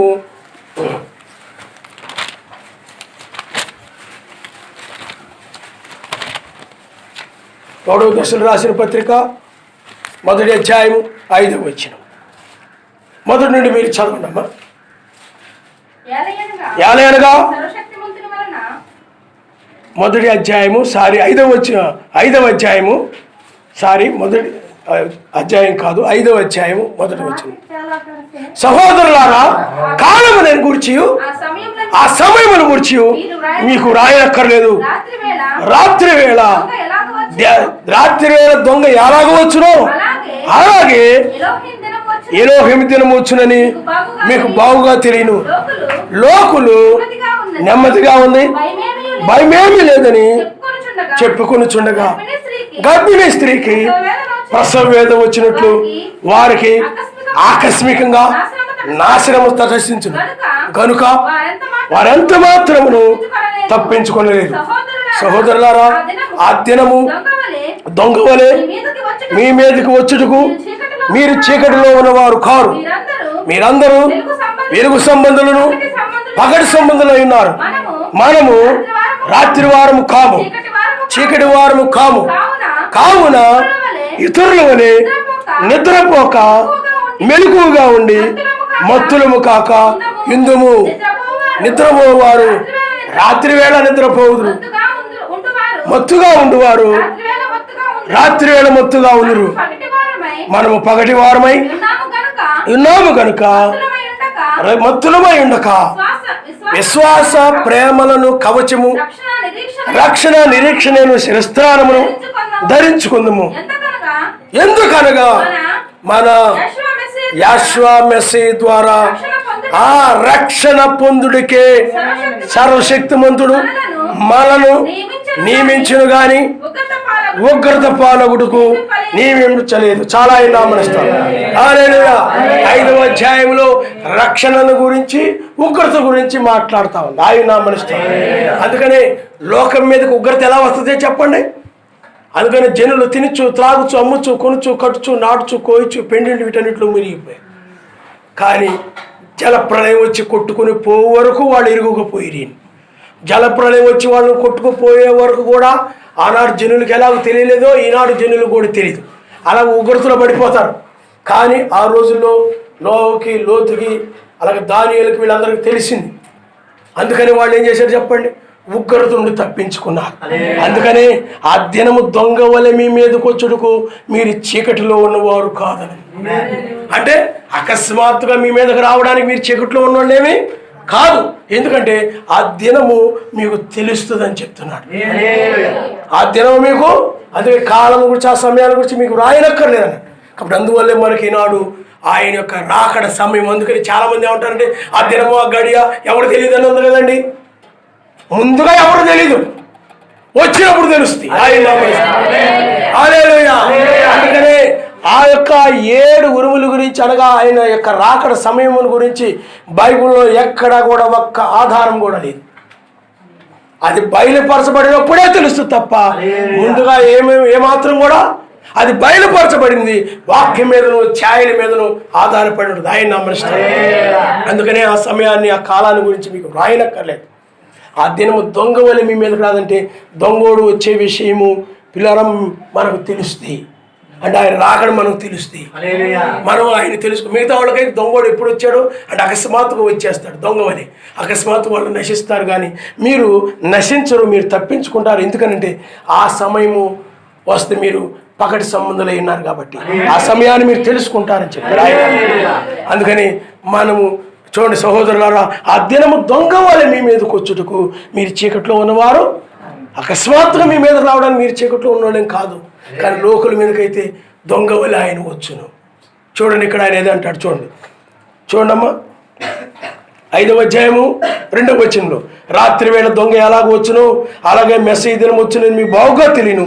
లోకులు నెమ్మదిగా ఉన్నది, భయమేమి లేదని చెప్పుకొని చుండగా గర్భిణీ స్త్రీకి ప్రసవేదన వచ్చినట్లు వారికి ఆకస్మికంగా నాశనం తటించును. దొంగ ఎప్పుడు వస్తాడో తెలియదు, చెప్పి రాడు. వాడు చెప్పకుండా అకస్మాత్తుగా ఉగ్రత మనకైతే చెప్పాడు. ఆయన నామనిస్తాడు. ఇదిగో నేను వచ్చాను, ఇది రక్షణ సమయం, ఇది తెల్లవారుజాము, ఇది మీరు రక్షించడానికి నేను వచ్చాను, ఇది రక్షణ కాలం, ఇది నిద్ర మేలుకొని వేళ. చూడండి, దానియేలు తెల్లవారుజాము రక్షించబడ్డాడు. ఇదిగో రెబెకా తెల్లవారుజాముని ఆ యొక్క ఇస్సాకుని ఎదుర్కోవడానికి వెళ్ళింది. మీరు కూడా ఇప్పుడు అలాగే మధ్యాకాశంలో ఆయన ఎదుర్కొంటారు. ఈ విషయాలన్నీ కూడా మనం తెలుసుకుంటున్నామనంటే ఇప్పుడు ఆయనగా దొంగేవి కాదు. ఆయన వచ్చి మనకు బయలుపడి రావడం అకస్మాత్తుగానే వచ్చాడు, కానీ మనము ఆయన్ని తెలుసుకోగలుగుతున్నాం, ఆయన్ని మనం చూడగలుగుతున్నాం, ఈ రక్షణ కార్యాలు చూడగలుగుతున్నాం. కానీ లోకానికైతే ఈ రక్షణ గురించి తెలియదు. అందుకనే ఎప్పుడు వచ్చాడో, ఎప్పుడు రక్షించాడో అని వాళ్ళు చెప్పుకుంటారు, వాళ్ళకి తెలియదు. కానీ మనకైతే ఈ రక్షణ సమయం ఏమిటో, ఆ రక్షణ ఏమిటో, ఏ విధంగా రక్షించబడతామో మనకు తెలియచేయబడింది. ఆయన హల్లెలూయా, హల్లెలూయా. కాబట్టి ఇప్పుడు మనము రక్షించబడే సమయంలో ఉన్నాం. ఆయనే వచ్చి ఇప్పుడు మనకి బయలుపరుస్తున్నాడు. అందువల్ల మనం ఉన్న దినం 8వ దినం అంటే ఉగ్రత దినం. 7 దినములైన తర్వాత 8వ దినం నోహు కాలంలో కొరత వచ్చేసింది. సేమ్ ఇప్పుడు కూడా మనం వాని క్రియలు చొప్పునగా మన క్రియలను బట్టి ఇప్పుడు మనకి రక్షణ. ఆయన లోకం యొక్క క్రియలను బట్టి నాశనం. అందువల్ల ఇప్పుడు మనము రక్షించబడే కాలం, మొదటి ఉరుములో మనం ఉన్నాం. ఆయన హల్లెలూయా. అందుకని మెస్సేజ్ ద్వారా రక్షణ పొందుడికే మనం నియమించను కానీ ఉగ్రత పాలొకటికి నియమించలేదు. కాబట్టి రక్షణ పొందుడికే మనం నియమించాడు, నిన్ను నిర్ణయించుకున్నాడు. జగత్తు పునాది వేయబడక మునిపే నిన్ను ఏర్పరచుకున్నాడు. అందువల్లే జగత్తు పునాది వేయబడక మునిపే ఆయన యొక్క ఆలోచనలో ఎవరైతే ఉన్నారో వారే ఈ రక్షణ కార్యమును గుర్తించగలుగుతారు. ఈ రక్షణ వాళ్ళే పొందుకుంటారు తప్ప మిగతా వాళ్ళు ఎట్టి పరిస్థితులను పొందుకోలేరు. వాళ్ళు దీన్ని గుర్తించలేరు. మేము ఎప్పుడో దానిలో ఉన్నాం, దీనిలో ఉన్నాం, మేము కూడా రెండో రాకడలో ఉన్నామని, స్త్రీ బోధనలో లేకపోతే వధువు ద్వారా రెండో రాకడ జరుగుతుందనో, లేకపోతే వధువు ద్వారా నిత్య సూర్యుని రాకడ జరుగుతుందనో, ఆ దుర్బోధనలో ఉండిపోయి రెండో రాకడలో ఉన్నామనుకుంటారు. పిల్లారా, ఇక్కడ తెల్లవారుజామున, అందుకని వేకు నక్షత్రమే ఆ సూర్యుని యొక్క వెలుగుని ప్రకాశింపజేస్తుంది. హల్లెలూయా. అందుకని ఆ రాత్రి పిల్లారా ఇద్దరు తిరుగులు విసురుతూ ఉంటారు. ఒకరు కొనుక్కోబడతారు, ఒకరు విడిచిపెట్టబడతారు. ఆ రాత్రి అంటే పిల్లారా ఇది లోకమంతా కూడా పిల్లారా అనగా 7వ సంఘకాలం అంటే, లౌదీయ సంఘకాలం అంటే బాగా చీకటి కాలం. చాలా భయంకర దుర్బోధలతోటి, అక్రమైన బోధలతోటి, సిద్ధాంతాలతోటి నింపబడి బహుగా చెడిపోయినటువంటి కాలం. చాలా భయంకరమైన కాలం. ఇలాంటి కాలం ఏ కాలంలో కూడా లేదు. అందువల్ల అది బాగా అర్ధరాత్రి వరే ఉందన్నమాట. రాత్రి వేళ అర్ధరాత్రి అంటే అర్ధరాత్రి ఎంతో చీకటి ఉంటుంది అనమాట. చీకటి సిద్ధాంతాలు, చీకటి బోధలు ఎంతో భయంకరంగా ఉన్నాయి. అందుకని రాత్రికి 4 జాములు ఉంటాయి. అందుకని రాత్రి కొనుక్కోబడతారని ఉంది, కానీ బైబిల్లో తెల్లవారుజామును కొనుక్కోబడతారని ఎక్కడుందండి అనేవాళ్ళు ఉంటారు కొంతమంది. ఆ రాత్రి ఒకరు కొనుక్కోబడతారు, ఒకరు విరవబడతారని లూకాసు వార్తలో రాయబడి ఉంది కదా. మరి ఇదేంటి మీరు తెల్లవారుజామును అంటున్నారు? పిల్లరా, మనము రాత్రికి 4 జాములు ఉన్నాయి. 4 జాముల్లోనే తెల్లవారుజామునే మనం కొనిపడతాం. అందువల్ల రాత్రిలోనే తెల్లవారుజామును కొనిపోబడతాం. అందుకనే లూకాసు వార్త 17వ అధ్యాయంలోనే మెసేజ్ చెప్పాడు.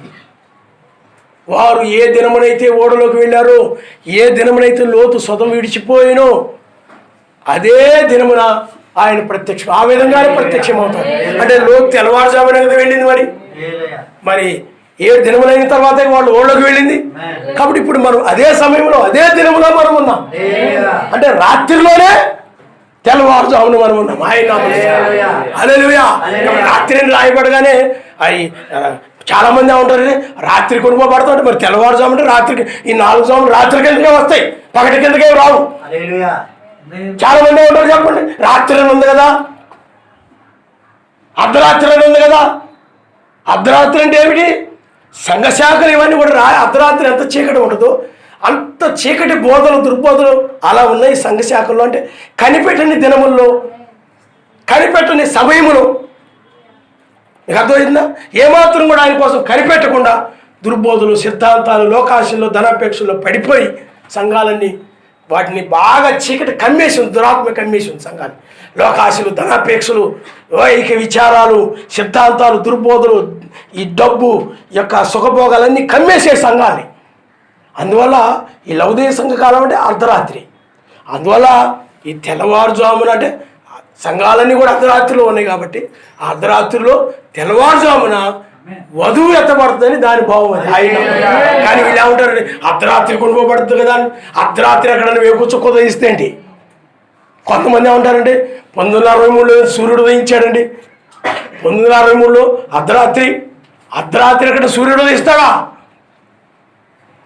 వీళ్ళకి వివేచన లేదు. వీళ్ళకి గుడ్డిగా నమ్మడమే తప్ప పరిశుద్ధాత్మ ఉంటే వివేచన ఉంటుంది. కాబట్టి వీళ్ళు అందుకని అక్షరము చంపును, ఆత్మ జీవింపజేయును.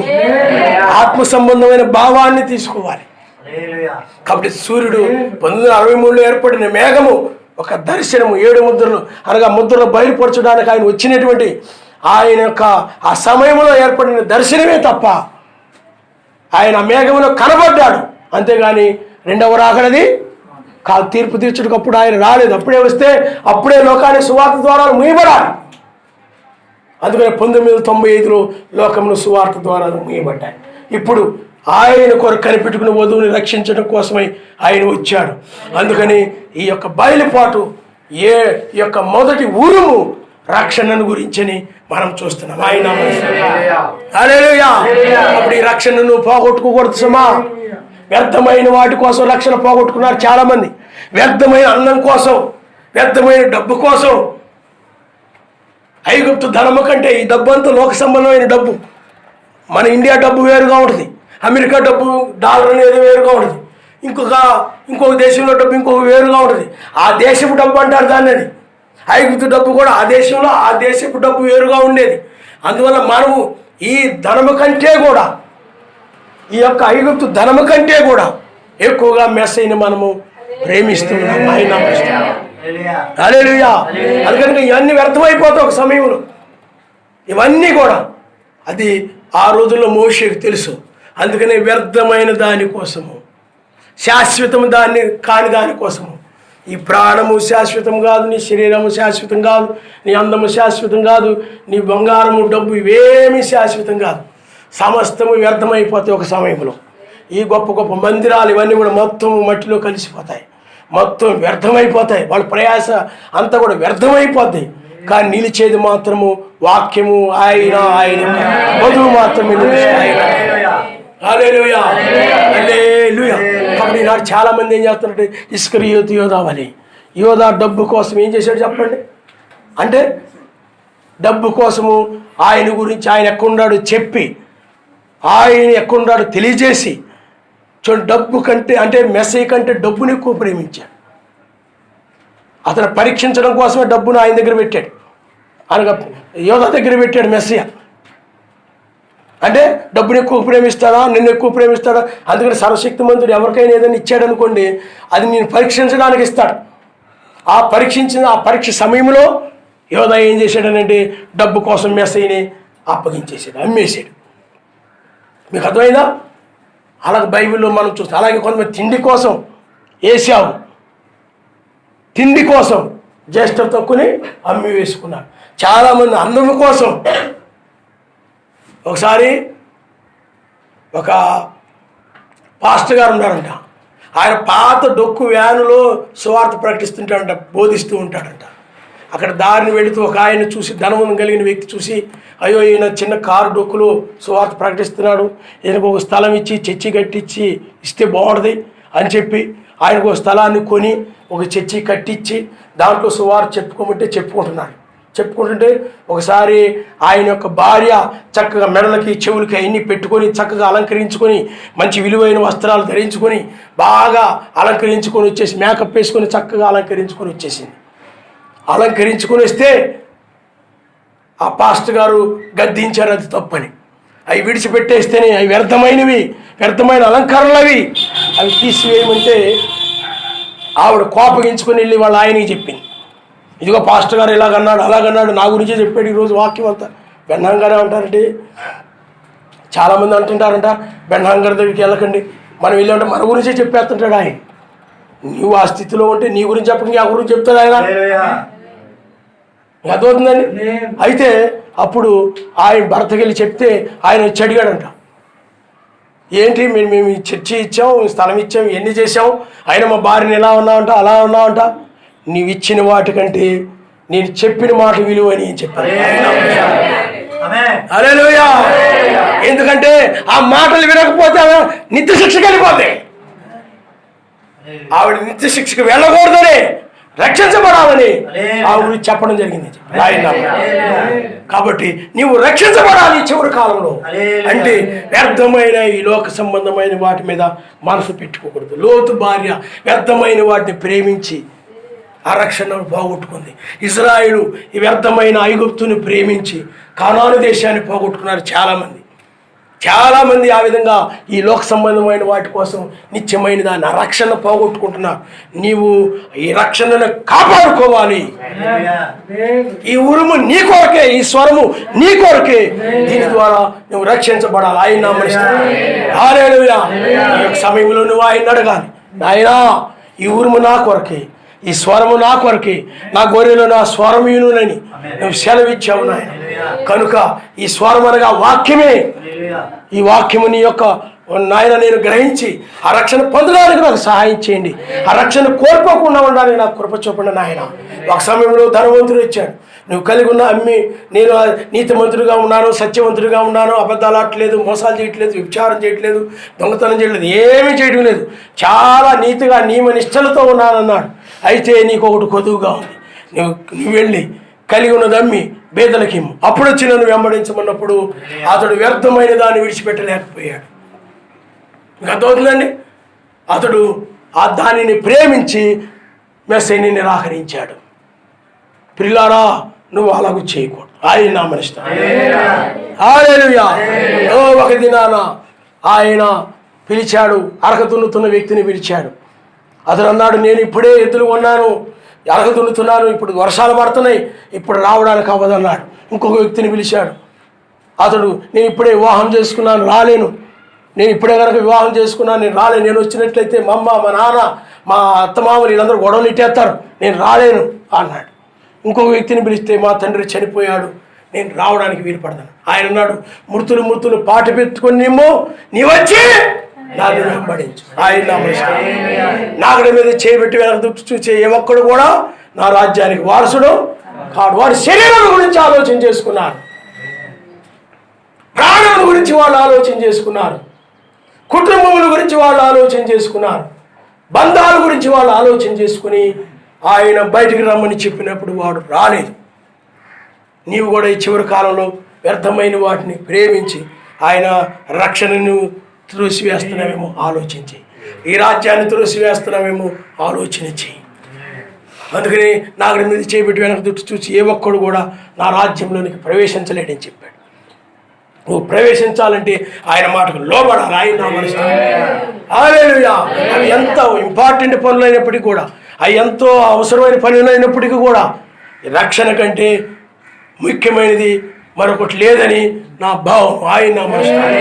రక్షణ కంటే, రక్షణ కార్యము కంటే, అందుకని మనం సేవ చేస్తున్నాం, మనం ఆరాధిస్తున్నాం, నువ్వు చేస్తున్నావు, ఇవి కార్యాలు చేస్తున్నావు, లేకపోతే నువ్వేమైనా ధర్మకార్యాలు, లేకపోతే ఏదైనా చేస్తున్నావు, పరిచర్య చేస్తున్నావు, ఇవన్నీ దేనికి చేస్తున్నావు అంటే ఒక డబ్బు కోసం, ఒక పేరు కోసం, ప్రఖ్యాతి కోసం చేయడంలా నువ్వు నీతిమంతుడు రుజువు చేసుకోవడం కోసం, నువ్వు ఆ యొక్క సమాధానం కలిగిన వ్యక్తివని, పరిశుద్ధాత్మేంద్ర ఆనందం కలిగిన వ్యక్తివని, అన్నిటికంటే ముఖ్యంగా ఆయన్ని ప్రేమిస్తూ ఉన్నారని రుజువు చేసుకుంటావు.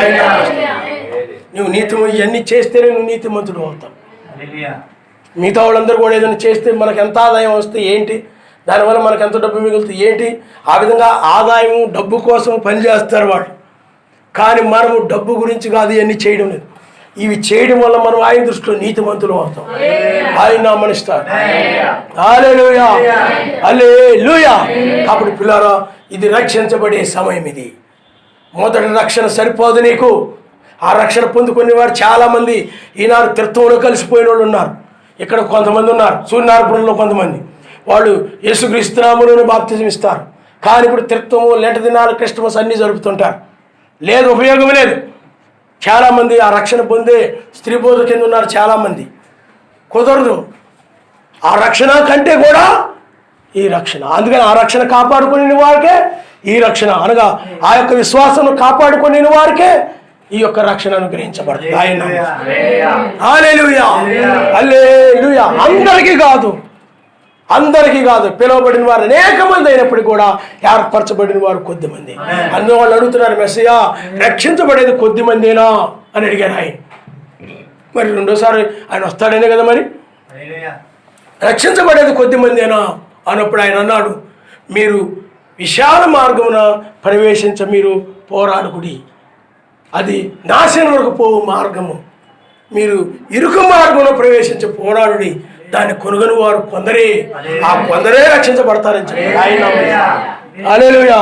ఆ రక్షించబడిన వారు ఆయన రాజ్యంలో ఉండడం, పెండి విందులో ఉంటే, ఆ యొక్క రక్షించబడని వారు ఉగ్రతలో ఉండిపోతారు, ఉగ్రత పాలైపోతారు, ఆయన కోపమును గురైపోతారు, చివరికి నశిస్తారు. కాబట్టి పిల్లారా, ఇప్పుడు మనము ఆయన న్యాయాధిపతిగా తీర్పు తీర్చడానికి ఆయన వచ్చాడు.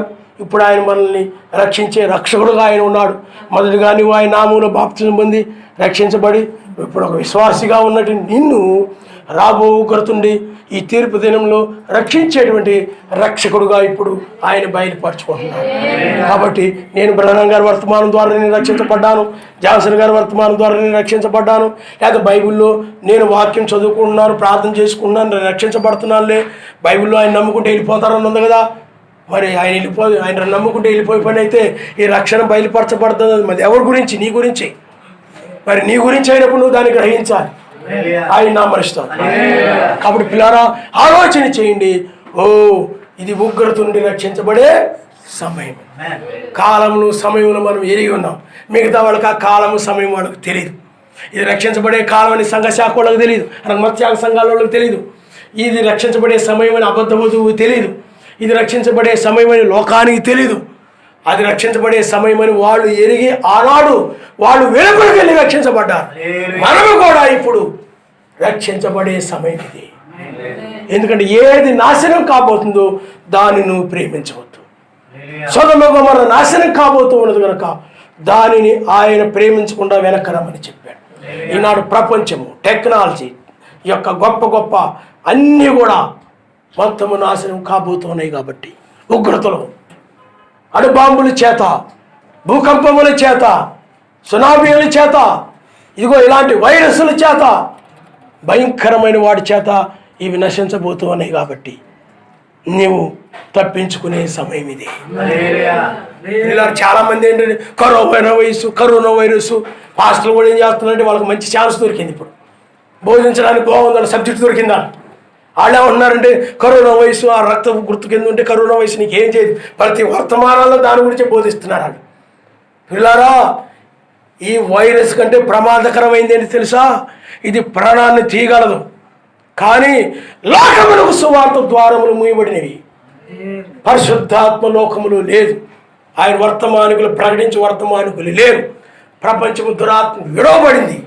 ఈ వైరస్ కంటే భయంకరమైన ఆత్మకి ఈ ప్రపంచం విడవబడింది. ఆ ఆత్మే నిన్ను నిత్యశిక్షలో కనుక ఈ లోకంలోని వారిని నిత్యశిక్షలో తీసుకొని వెళ్ళిపోతాయి. ఈ వైరస్ కంటే కూడా అది ప్రమాదకరమైంది.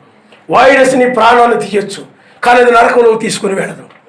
కానీ ఈ దురాత్మ అనేటువంటిది నిన్ను దానికి తగిన విధంగా నడిపించుకొని పాపాలు చేయించి పాపపు జీవితాలుగా అసూయతో, ద్వేషముతోనూ, కుళ్ళుతోనూ, లోక ఆశలతోనూ, ఆపేక్షతో దాన్ని ఇష్టం వచ్చినట్లు నిన్ను ఉపయోగించుకొని నిన్ను తీసుకొని ఆ యొక్క నిత్యశిక్షలోకి వెళ్ళిపోతాయి. అందువల్ల ఈ దురాత్మ ఇంకా ప్రమాదకరమైంది. కాబట్టి ఆయన మనకు ఎంతవరకు ఆయుష్ ఇస్తే అంతవరకు మనం ఉంటాం.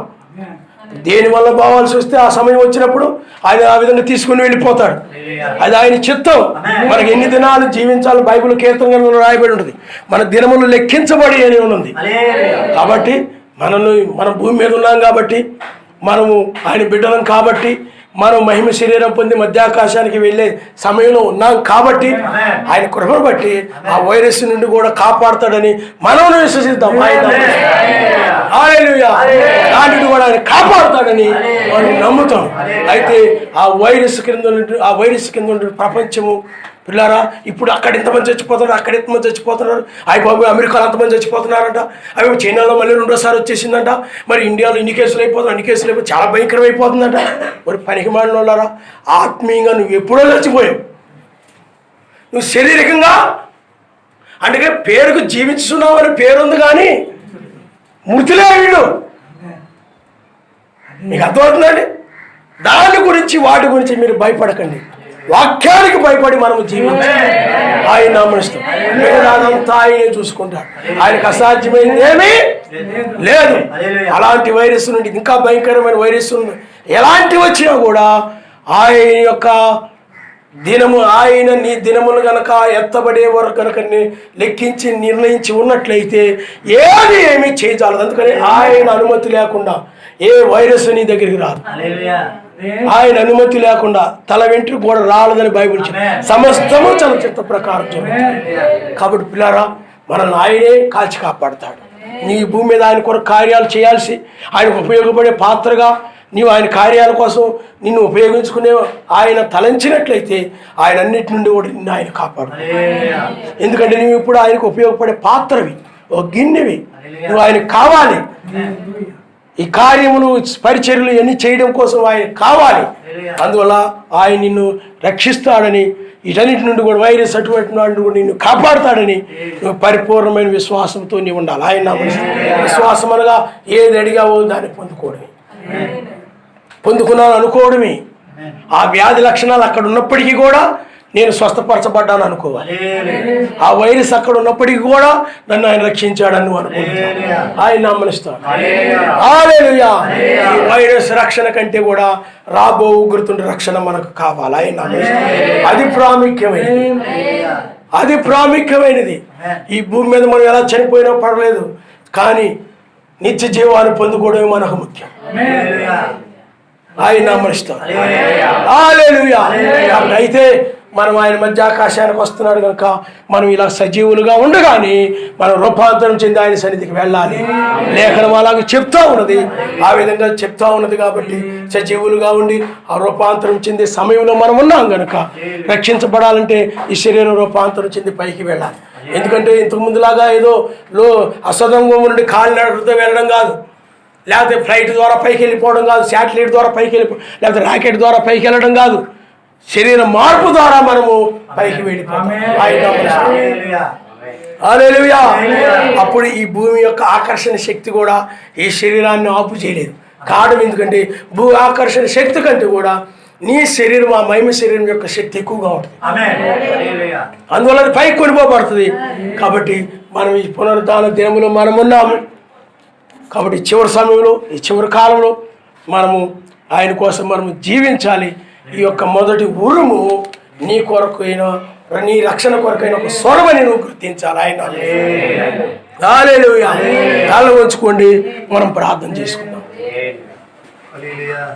వాళ్ళు అంటున్నారు, అయ్యా నువ్వు మమ్మల్ని ఆయన రక్షించినా రక్షించకపోయినా, ఆయన మమ్మల్ని కాపాడినా కాపాడకపోయినా మేము ఆ ప్రతిమ నమస్కారం ఇచ్చేది. ఆ వాక్యాన్ని మేము మేరము. బైబిల్ ఏం చెప్తుంది, దాన్ని మేము ఆ గిరిని మేము దాటి రాలేము. అందుకనే ప్రపంచం అంతా కూడా ఆర్థిక సంక్షోభములో, వైరస్ యొక్క ఆర్థిక సంక్షోభంలో గడిబిడిలో ఉండగా మనమైనట్లయితే అమర్చితలోకి మనం దాటి వెళ్తున్నాం. ఆయన రక్షణ పొందుడికే మనం నియమించను కానీ ఉగ్రత పాలకుడు మనకు నియమించలేదు. ఆయన ఈ యొక్క స్వస్థపరచగలని విశ్వాసము కలిగి ఉన్నప్పుడే ఈ వర్తమానము ద్వారా నువ్వు రక్షించబడగలని విశ్వాసాన్ని నువ్వు పొందు. సంఘశాఖ సిద్ధాంతాలను రక్షించబడ్డా నీవు ఇప్పుడు లోకం నుండి నీవు రక్షించబడ్డా. ఇది శాశ్వతమైన రక్షణ, ఇది నిత్య రక్షణ. నువ్వెంతో ధన్యురాలివి. ఈ మొదటి ఉరుమును వినుచున్నావంటే, ఈ స్వరమును వింటున్నావంటే నువ్వు చాలా చాలా ధన్యురాలు. హల్లెలూయా, హల్లెలూయా. ఈ వాక్యము రక్షణ వాక్యము. ఇది ఎవరికి తెలియదు, ఏ సంఘ శాఖలకు, మత్స్య సంఘాల్లో తెలియదు. కానీ నేను నీ కొరకే ఆయన బయలుపరుస్తూ ఉన్నాను. నీవు రక్షించబడాలని, నీవంటే ఆయనకి ప్రేమ. నీవు ఆయన నశించిపోవడం, నీవు నశించిపోవడం ఆయనకి ఇష్టం లేదు. నీవు రక్షించబడాలనేది ఆయన యొక్క కోరిక అయినది. అందువల్లే నీ కొరకే ఈ కార్యం ఆయన బయలుపరుస్తున్నాడు.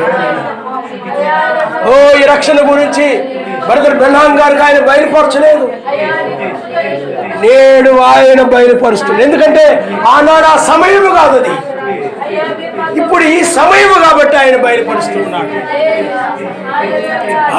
ఏ సమయానికి ఏమి ఇవ్వాలో ఆయనకు తెలుసు, ఏ సమయంలో ఏం మాట్లాడాలో ఆయనకు తెలుసు.